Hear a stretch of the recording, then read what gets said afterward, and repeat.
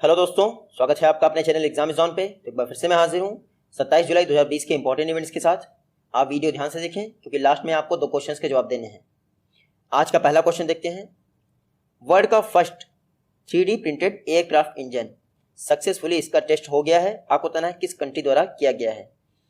Recently Russia ने world के first 3D printed aircraft engine का सक्सेसफुली टेस्ट कंडक्ट कर लिया है।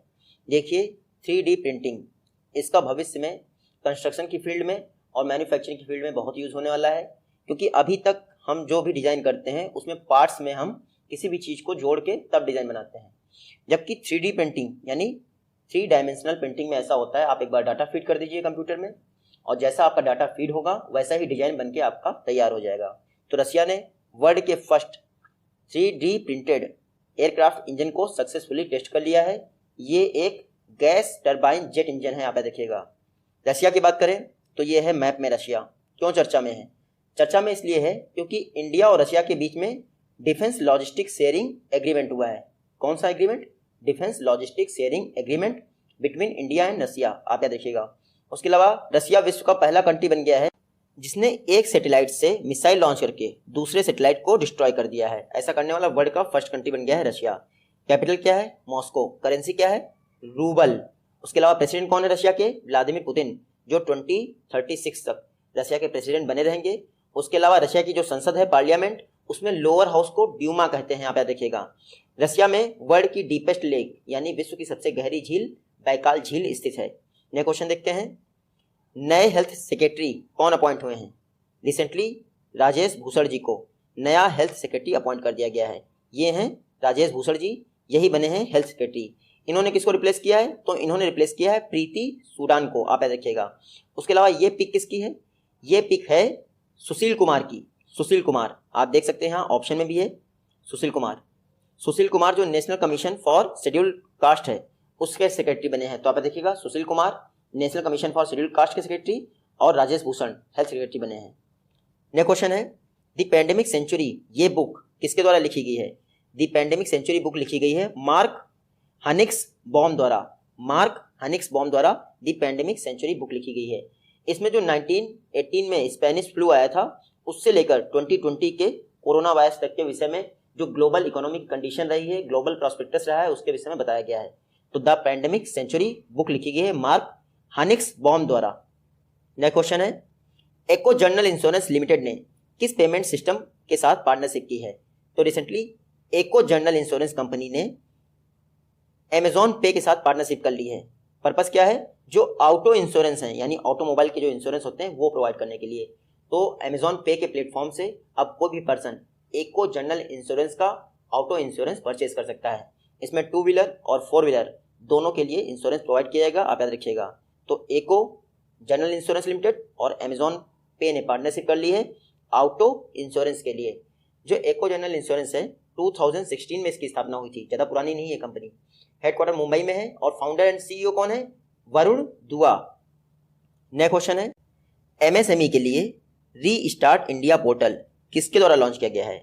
रिसेंटली मुथूट फिनकॉर्प ने एमएसएमई सेक्टर के लिए ने micro small medium enterprises sector के लिए री स्टार्ट इंडिया पोर्टल लॉन्च कर दिया है। तो आप देखिएगा री start India portal MSME sector के लिए मुथूट फिनकॉर्प ने लॉन्च कर दिया है। री स्टार्ट इंडिया पोर्टल पे क्या होगा? देखिए कोविड-19 के कारण सबसे ज़्यादा फर्क पड़ा है एमएसएमई सेक्टर को, तो वापस अपना बिजनेस रीस्टार्ट करने के लिए मुथूट फिनांस उनको लोन प्रोवाइड करेगा। इसीलिए नेशनल लेवल पर इन्होंने रीस्टार्ट इंडिया पोर्टल लॉन्च कर दिया है। उसके अलावा आपको याद होगा मैंने आपको रीस्टार्ट इनिशिएटिव पढ़ाया था। रीस्टार्ट इनिशिएटिव वो भी एमएसएमई सेक्टर के लिए ही लॉन्च किया गया है, लेकिन वो आंध्र प्रदेश गवर्नमेंट द्वारा लॉन्च किया गया है। तो आंध्र प्रदेश गवर्नमेंट ने रीस्टार्ट इनिशिएटिव लॉन्च किया था, जबकि मुथूट फिनकॉर्प ने रीस्टार्ट इंडिया पोर्टल लॉन्च किया है और दोनों एमएसएमई सेक्टर के लिए ही हैं। मुथूट फिनकॉर्प की बात करें तो चेयरमैन आप सभी को पता है एमजी जॉर्ज मुथूट। हेडक्वार्टर इसका कोची केरल में है। 1939 में स्थापना हुई थी। नेक्स्ट क्वेश्चन है ऑडिट ऑनलाइन एक मोबाइल ऐप है, किस मिनिस्ट्री द्वारा लॉन्च किया गया है? रिसेंटली पंचायती राज मिनिस्ट्री ने audit online mobile app launch किया है। पर्पस क्या है? इस बार कोविड-19 चल रहा है तो पंचायत का जो ऑडिट होता है हर वर्ष वो ऑफलाइन तरीके से होता है, तो इस बार हो नहीं पाएगा। इसीलिए audit online mobile app launch कर दिया है ताकि ऑनलाइन तरीके से पंचायतों को ऑडिट किया जा सके। इसके तहत टोटल इंडिया में जो 2.5 लाख यानी 2.5 लाख ग्राम पंचायतें हैं उसका 20% यानी लगभग 50,000 ग्राम पंचायतों का ऑनलाइन तरीके से ऑडिट किया जाएगा, जो भी उनको बजट सैंक्शन किया जा रहा है। देखिए, जो आपकी पंचायती राज मिनिस्ट्री है उन्होंने ई पंचायत मिशन लॉन्च किया था, उसी के तहत ये ऑडिट ऑनलाइन ऐप लॉन्च किया गया है। आप देखिएगा मिनिस्टर कौन है पंचायत राज मिनिस्ट्री के, तो नरेंद्र सिंह तोमर। नया क्वेश्चन देखते हैं, किस भारतीय को सिंगापुर गवर्नमेंट द्वारा नर्सिंग के लिए प्रेसिडेंट्स मेडल से सम्मानित किया गया है?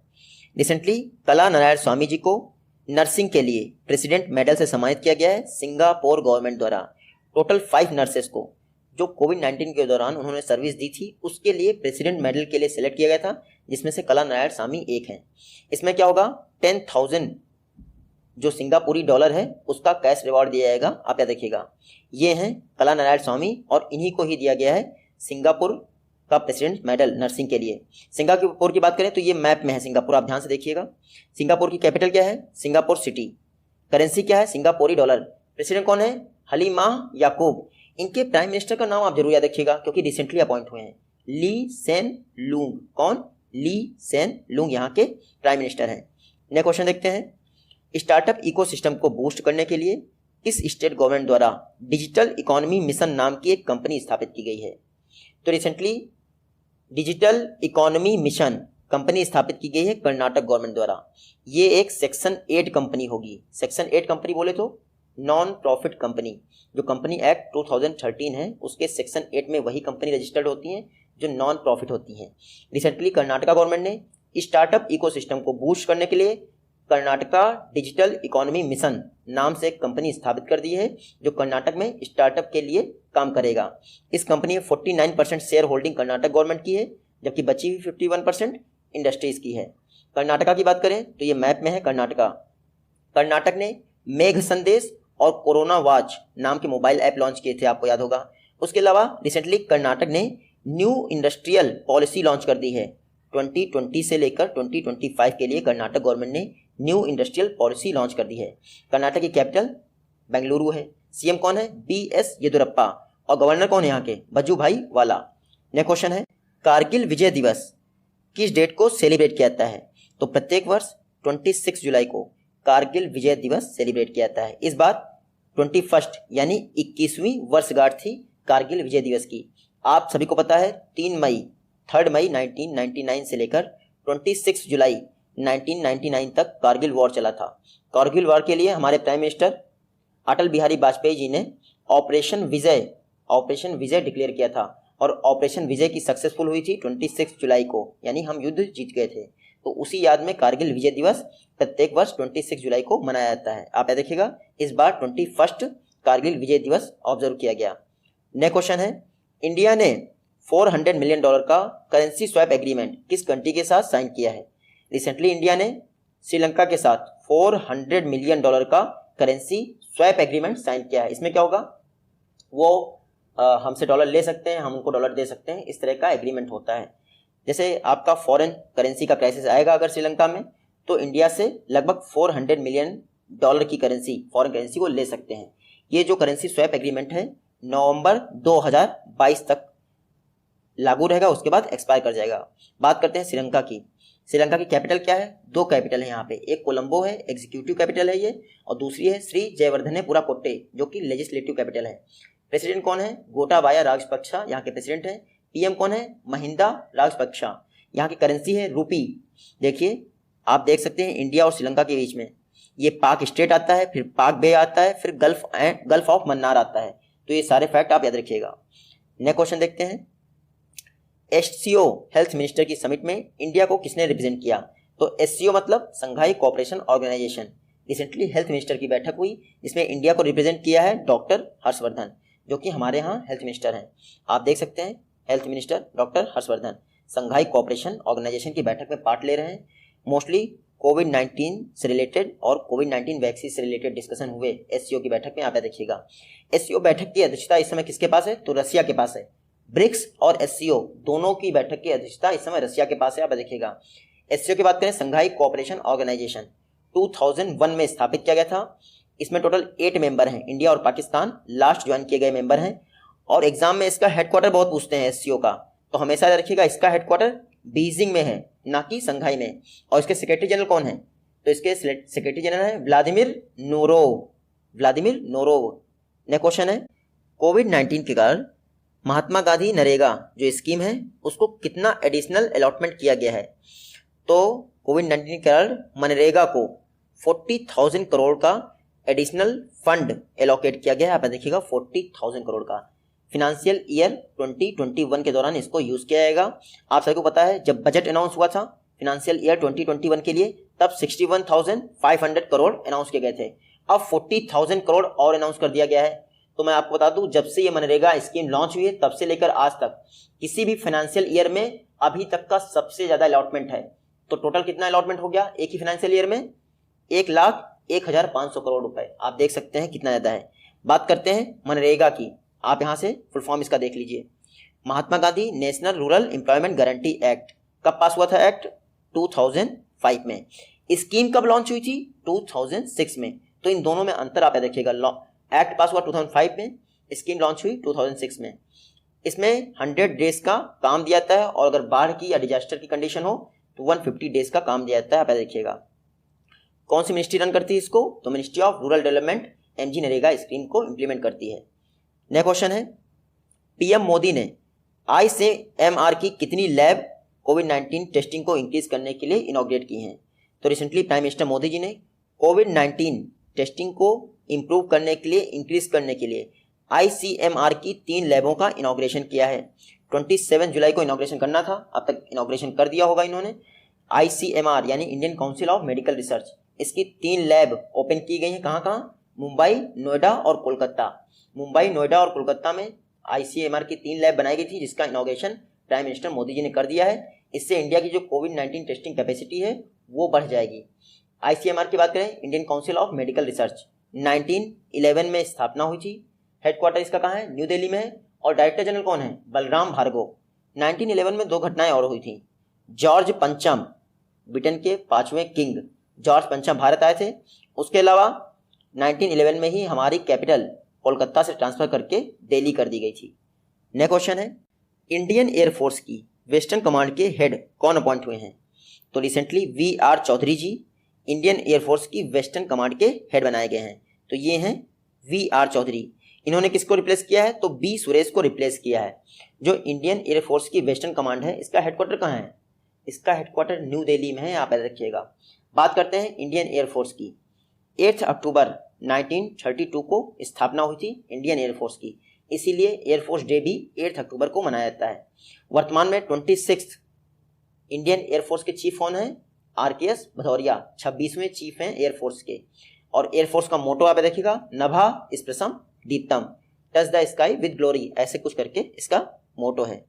नेक्स्ट क्वेश्चन है, सऊदी अरामको के बाद कौन सी एनर्जी कंपनी वर्ल्ड की second most valuable energy company बन गई है? तो रिसेंटली रिलायंस इंडस्ट्रीज वर्ल्ड की second most valuable energy company बन गई है। फर्स्ट कौन है? Saudi Aramco. आप सभी को पता है सऊदी अरामको ने रिलायंस की जो एनर्जी सेक्टर की कंपनी है उसके शेयर परचेज किए थे कुछ दिन पहले ही।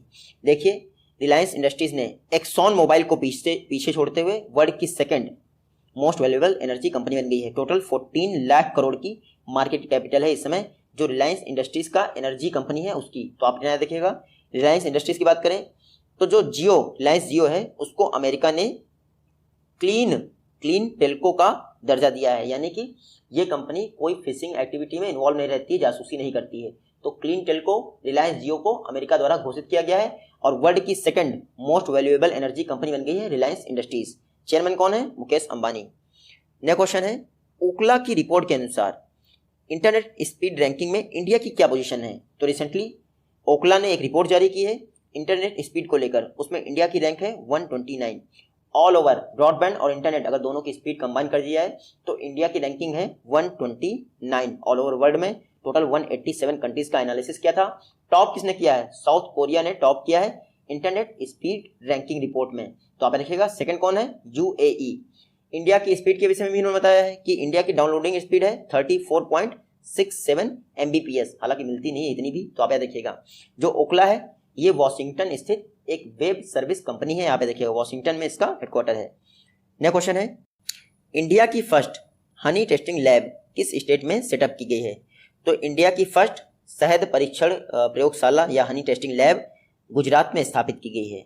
जो नेशनल डेयरी डेवलपमेंट बोर्ड का हेडक्वार्टर है आनंद डिस्ट्रिक्ट में है ना, वहीं पर इंडिया की फर्स्ट हनी टेस्टिंग लैब स्थापित की गई है नेशनल डेयरी डेवलपमेंट बोर्ड के हेडक्वार्टर में। तो आप देखिएगा ये जो लैब होगी ये शहद की टेस्टिंग करेगी, हनी की टेस्टिंग करेगी कि उसमें मिलावट है कि नहीं, और ये सारे पैरामीटर डिसाइड किए गए हैं फसाई द्वारा, food security and standard authority of India. उसी के पैरामीटर्स के अकॉर्डिंग हनी टेस्टिंग लैब में हनी की टेस्टिंग की जाएगी। गुजरात की बात करें, ये है मैप में गुजरात। 4 दिन पहले मैंने आपको पढ़ाया था गुजरात में काकरापार एटॉमिक रिएक्टर है, उसका जो 3rd प्लांट है रिसेंटली उसने अपनी क्रिटिकलिटी अचीव कर ली है। क्रिटिकलिटी मतलब नॉर्मल ऑपरेटिंग कंडीशन। तो ये गुजरात में काकरापार एटॉमिक रिएक्टर है, जो 3रा प्लांट है उसने अपनी क्रिटिकलिटी अचीव कर ली है। सीएम कौन है यहाँ के? तो विजय रूपानी सीएम है गुजरात के, और गवर्नर कौन है? आचार्य देवव्रत। इंडिया की लॉन्गेस्ट कोस्टल लाइन वाला स्टेट है गुजरात, तो आप इसका नाम जरूर याद रखिएगा। नेक्स्ट क्वेश्चन देखते हैं, इंडिया ने किस कंट्री को $1 मिलियन के मेडिकल असिस्टेंस प्रोवाइड किए हैं? तो रिसेंटली इंडिया ने नॉर्थ कोरिया को $1 मिलियन का मेडिकल असिस्टेंस प्रोवाइड किया है, आप याद रखिएगा। और इस मेडिकल असिस्टेंस को रिसीव किसने किया है नॉर्थ कोरिया में? तो हमारे इंडिया के जो नॉर्थ कोरिया में एम्बेसडर हैं अतुल मल्हारी जी। कौन है एम्बेसडर नॉर्थ कोरिया में इंडिया के? अतुल मल्हारी। उन्होंने रिसीव किया है इस मेडिकल असिस्टेंस को। देखिए WHO ने इंडिया से रिक्वेस्ट की थी कि नॉर्थ कोरिया में टीबी के केसेस बहुत बढ़ रहे हैं, तो आप टीबी की मेडिसिन प्रोवाइड करें। इसलिए 1 मिलियन का मेडिकल असिस्टेंस प्रोवाइड किया है टीबी पेशेंट्स के लिए। आप याद रखिएगा ये WHO के एंटी ट्यूबरक्लोसिस प्रोग्राम के तहत मेडिकल असिस्टेंस प्रोवाइड की गई है इंडिया के द्वारा। और इंडिया के एम्बेसडर आप जरूर याद रखिएगा नॉर्थ कोरिया में कौन है? अतुल मल्हारी। बात करते हैं नॉर्थ कोरिया की, आप मैप में देख लीजिए। कैपिटल क्या है? प्योंगयांग। सुप्रीम लीडर कौन है नॉर्थ कोरिया के? Kim Jong Un. करेंसी क्या है? तो वॉन, WON यहाँ की करेंसी है, आप देखिएगा। इसके अलावा नॉर्थ कोरिया और साउथ कोरिया जब भी नाम आए तो इनके बीच की जो बॉर्डर है आप देख सकते हैं डॉटेड लाइन, इसको कहते हैं 38 डिग्री पैरेलल, यानी 38 डिग्री समांतर। ये रेखा नॉर्थ कोरिया और साउथ कोरिया के बीच में बॉर्डर बनाती है। और इसी बॉर्डर को जो ये टेढ़ी रेखा गई है इसको कहते हैं DMZ, डीमिलिटराइज्ड जोन। ये 2 फैक्ट आप देखिएगा, डीमिलिटराइज्ड जोन और 38 डिग्री पैरेलल, ये नॉर्थ कोरिया और साउथ कोरिया से रिलेटेड हैं। तो इंडिया ने $1 मिलियन का मेडिकल असिस्टेंट प्रोवाइड किया है नॉर्थ कोरिया को, और अतुल मल्हारी जो इंडिया के एम्बेसडर है नॉर्थ कोरिया में, उन्होंने रिसीव किया है। ये है प्रीवियस वीडियो क्वेश्चन और ये है आज की वीडियो से क्वेश्चन। आई होप कि आप इनका जवाब दे पाएंगे। मिलते हैं आपसे अपनी नेक्स्ट वीडियो में, तब तक के लिए take care, good bye and जय हिंद।